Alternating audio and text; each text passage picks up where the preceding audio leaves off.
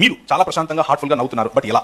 నేను చాలా మంది దైవజనులను చూశాను, బట్ ఇంత హార్ట్ఫుల్గా ప్రకాశవంతమైన నవ్వు చూడలేదు. దాన్ని నేను కాంప్లిమెంట్ అనుకుంటున్నాను. Thank you very much.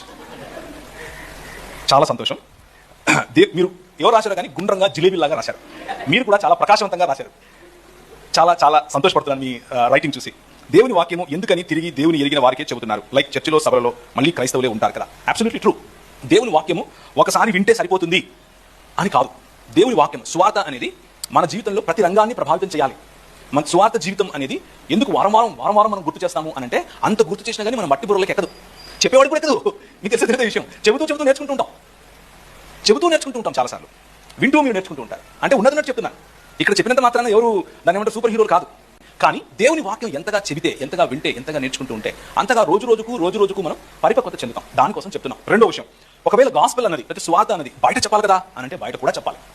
బయట కూడా చెబుతాం. ఉదాహరణకు, నాకు ఒక చిన్న వ్యాపారం ఉంది, ఒక కంపెనీ ఉంది. అందులో 40 మంది నాకు ఎంప్లాయీస్ ఉన్నారు. నా ఎంప్లాయీస్ని ఆ 40 మందికి నేను పాస్టర్ లాంటి వాడిని. అది ఆ చిన్న కంపెనీని నేను దేవుడు నాకు ఇచ్చినటువంటి సంఘ బాధ్యతగా చూస్తాను. ఇది ఏంది అన్ని కలిపేస్తున్నాడు అని అనుకునేరు. మేము మా చర్చలకు వెళ్తాం. నేను ఒక చర్చకు వెళ్తాను. మా పాస్టర్ గారు బోధిస్తే నేను కూర్చొని వింటాను. మా చర్చిలో నాకు ఇచ్చిన సంఘ బాధ్యత ఏంటంటే టిఫిన్లు పంచాలి. నేను టిఫిన్లు పంచుతాను. పోయిన సంవత్సరం ఏదో వేరే బాధ్యత ఉంది. పదవి కాదు, బాధ్యత. సంఘంలో చేసేది పదవితో చేయరు, బాధ్యతతో చేస్తారు. ఇవన్నీ ఉంటాయి. కానీ నాకు వాటితో పాటు దేవుడు ఇచ్చిన బాధ్యత నా వ్యాపారం.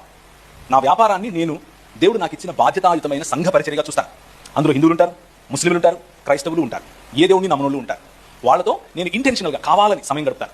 వాళ్ళతో పొద్దున్న లేచినప్పటి నుంచి వాళ్ళకి ఏసులో నమ్ముకోండి పరలోకం పోతారు అని చెప్పను. కానీ స్నేహంగా ఉంటాను.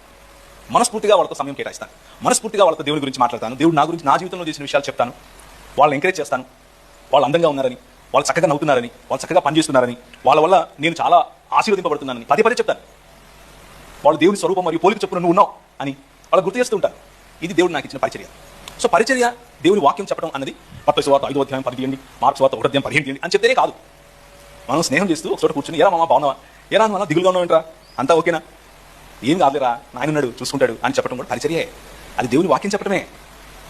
సో దీని పెద్ద మతం అనుకోకండి, చాలా సింపుల్. ఒకసారి తీయండి 2 కొరింథీ రాసిన 2వ పత్రిక 11వ అధ్యాయం.